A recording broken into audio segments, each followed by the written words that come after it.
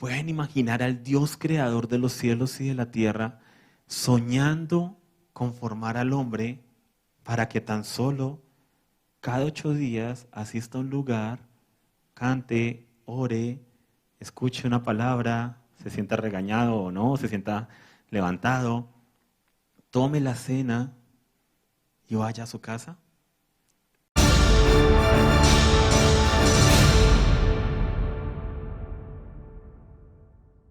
Y Jeremías 31, 33, 31, 31 y 33. He aquí vienen días, declara el Señor, en que haré con la casa de Israel y con la casa de Judá un nuevo pacto. Una renovación de votos, si lo queremos leer de esta manera.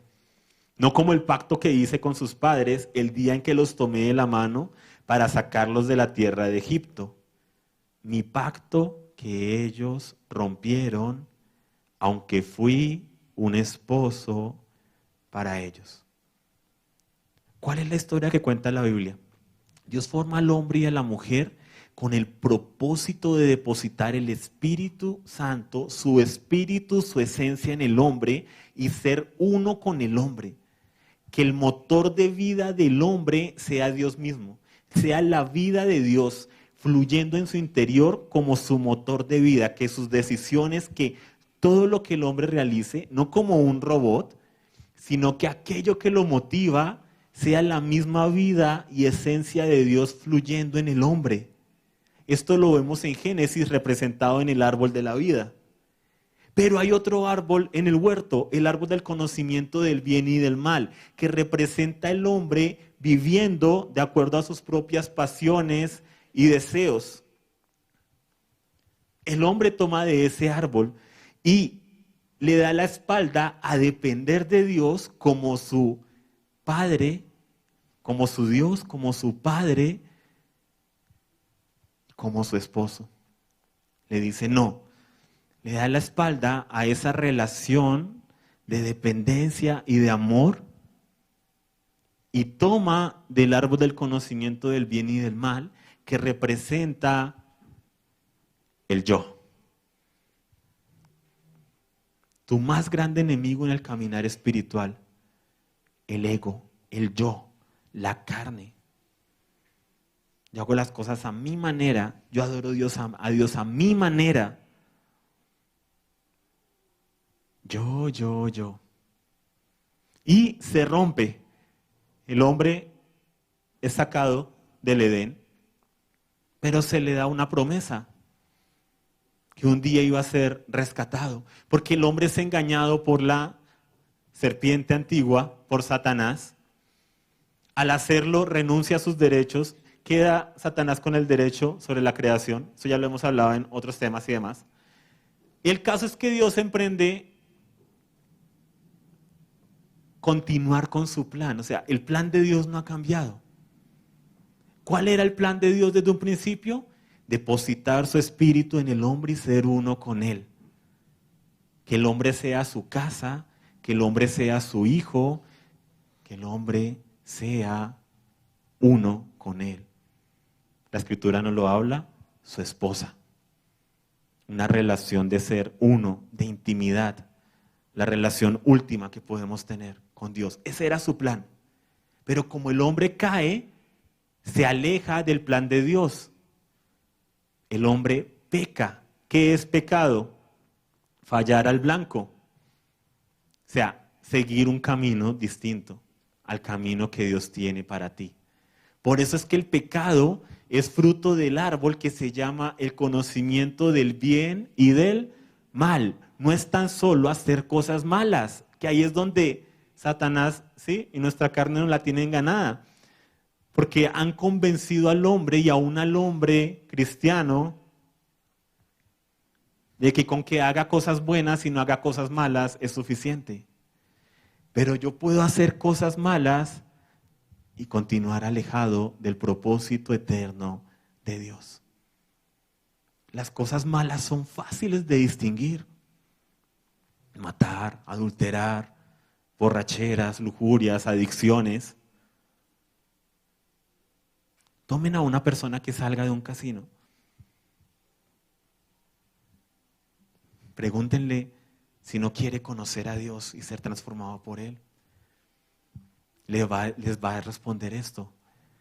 Yo sé que yo debo conocer de Dios, pero es que no quiero cambiar lo que estoy haciendo. O sea, todos tienen un concepto en su conciencia de que hay ciertas cosas que están haciendo que no van de acuerdo al diseño de Dios. A veces en el mundo hay más claridad que en muchos que se dicen iglesia, de lo que es incorrecto delante de Dios. A veces hay más radicalidad. Hay personas afuera, yo sé que ustedes cuando han compartido se han encontrado con estos casos, que dicen, no puedo aceptar a Jesucristo aún, porque implicaría dejar. O sea, tienen claro que implica el arrepentimiento. ¿Qué ha hecho la iglesia por querer arrancar decisiones? No, tranquilo, no tienes que dejar nada. Solamente repite esta oración. ¿En serio? Sí, o sea, tenemos que hacer énfasis en el arrepentimiento. ¿Cuál es el caso? El hombre está en un camino alejado de Dios. Y Dios dice, voy a rescatar al hombre, lo que la Biblia llama salvación. Voy a salvarlo para que vuelva al camino, al árbol de la vida, a cumplir su propósito eterno. Pero el centro no es la salvación. El centro es cumplir el propósito eterno de Dios. Que Dios tenga un lugar donde habitar, que Dios tenga sus hijos que Él anhela, que Jesucristo tenga la esposa que Él anhela y por la cual murió. Ese es el propósito eterno de Dios. Dios tiene un sueño. El hombre es tan egoísta que hemos hecho de todo el centro. Dios vino a salvarme. No, Dios viene a establecer justicia social. ¿Quién es el centro ahí? El hombre. Dios vino a sanarnos. ¿Quién es el centro ahí? ¿Quién necesita sanidad? El hombre. Dios viene a salvarnos, ¿sí? ¿Quién necesita salvación? El hombre. Y aunque todo eso es cierto y hace parte del paquete, el centro es que Dios tiene un sueño, un propósito. Dirá que es a tu lado. ¿Qué es lo que Dios quiere? Pueden imaginar desde antes de la fundación del mundo, Dios, antes de siquiera formarnos a nosotros, antes de ni siquiera pensar en formar este vasto universo hermoso y precioso, con toda la complejidad que es en dar ese soplo con su palabra para que haya vida y demás. Pueden imaginar al Dios creador de los cielos y de la tierra soñando con formar al hombre para que tan solo cada 8 días asista a un lugar, cante, ore, escuche una palabra, se sienta regañado o no, se sienta levantado, tome la cena y vaya a su casa. O se pueden imaginar Dios antes de formar todo el universo y demás, pensando en formar al hombre solamente para que el hombre peque, envíe un Salvador y no se vaya al infierno. Hay algo más, hay un sueño que Dios tiene. O sea, nosotros hemos hecho de nosotros el centro de la historia, pero Dios tiene un sueño. ¿Cuál es el sueño de Dios? Cristo en ustedes, la esperanza de la gloria. ¿Cuál es el sueño de Dios? ¿Qué dice el final del libro? Cuando tú lees un libro, aquellos que dicen, ay, no alcanzo a leerme todo esto, yo quiero ver cómo termina. ¿Sí? Si están viendo una película o una serie en Netflix, como que esos capítulos están muy aburridos. A ver cómo termina esta vaina para no quedar con la duda y la intriga.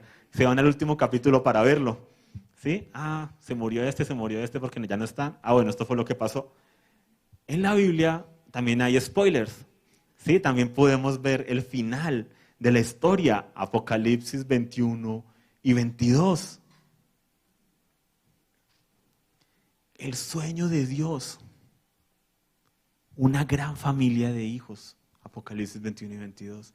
El sueño de Dios, una ciudad llena de personas cuyo centro de sus vidas cuya luz de su existir es Dios mismo.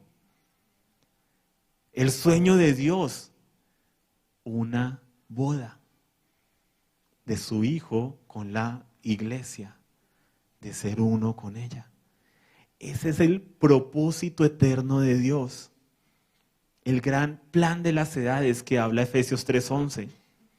El propósito eterno, la razón por la cual Él formó todo, por la cual nos salva, por la cual nos llama, por la cual estamos aquí, por la cual nos da dones, talentos y demás, para participar de ese propósito.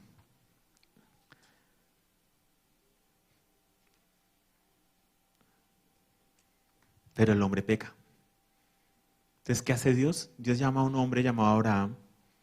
Y Dios, por medio de Abraham, por medio de Israel, quiere mostrar a la humanidad cuál es su sueño. Por eso, por pura gracia lo llama. Por eso establece pacto con él. Luego establece pacto con Israel por medio de Moisés. Se dice que se casa con ellos en el desierto, por colocarlo en esos términos que la Biblia no lo muestra. ¿Qué está mostrando Dios? El sueño de Dios para la humanidad. Por eso le dice a Abraham, en ti serán benditas solamente tus hijos. ¿No, cierto? En ti será bendita todas las familias, tu simiente, perdón, serán benditas todas las familias de la tierra. En tu simiente, y hablando de uno porque se refería a Cristo, en quien son benditas todas las familias de la tierra. Amén. Y le da a Israel el tabernáculo, le da toda una serie de cosas para que ellos vayan creciendo y aprendiendo qué es lo que Dios sueña hacer con ellos. ¿Cuál es el propósito de Dios con el hombre? Habitar en él. Entonces les da el tabernáculo, luego ellos construyen el templo, y esa era la maqueta del sueño de Dios. Mira, todo lo que ven aquí es lo que yo voy a hacer en Cristo Jesús y lo que luego voy a hacer en ustedes. Esto físico, ¿sí? El lugar santísimo, el lugar santo, el atrio, todo esto es la maqueta para los niños, para enseñarles. Las fiestas marcan los tiempos y demás, ¿cierto? Es el cronograma anual de Dios. Todo para enseñarles. El reloj profético de Dios. Enseñarles lo que voy a hacer con Cristo y lo que voy a hacer luego con la iglesia en su interior. Y cuando llegó el momento de graduarse, que apareció Cristo a traer la realidad y a decir, bueno, el tiempo de la maqueta ya pasó. No estoy diciendo que haya sido malo ni nada. Dijo, ya es otra etapa. El templo ya quedó porque, miren, todo esto apuntaba a esto. Su cuerpo es templo del Espíritu Santo. Viene Cristo a traer la realidad. Entonces ya no hay necesidad de maquetas. Pero como los líderes religiosos de su momento vivían y se aprovechaban del pueblo por medio del templo, habían torcido lo que eran las fiestas para sacar provecho de las personas y demás, no quisieron hacer la transición. Muchos de ellos se acercaron a Jesús, le dijeron, sabemos que tú vienes de Dios porque nadie puede hacer lo que tú haces si Dios no lo ha enviado. Sabían quién era Él, pero no quisieron aceptar la transición. Viene Cristo por su iglesia, viene Cristo por su amada, viene Cristo a cumplir el sueño de Dios. ¿Qué es lo que aleja al hombre de Dios? El pecado, la maldad. ¿Y cuál es el enemigo que tarde o temprano le llega a todo hombre? Y lo aleja de Dios, lo aleja de la vida. La muerte. ¿Qué viene a hacer Jesucristo? Destruir el pecado, la maldad y la muerte. Destruir todo aquello que aleja al hombre de Dios. ¿Para qué? Para colocar al hombre en el camino de vuelta al árbol de la vida, a cumplir el sueño, el propósito eterno de Dios.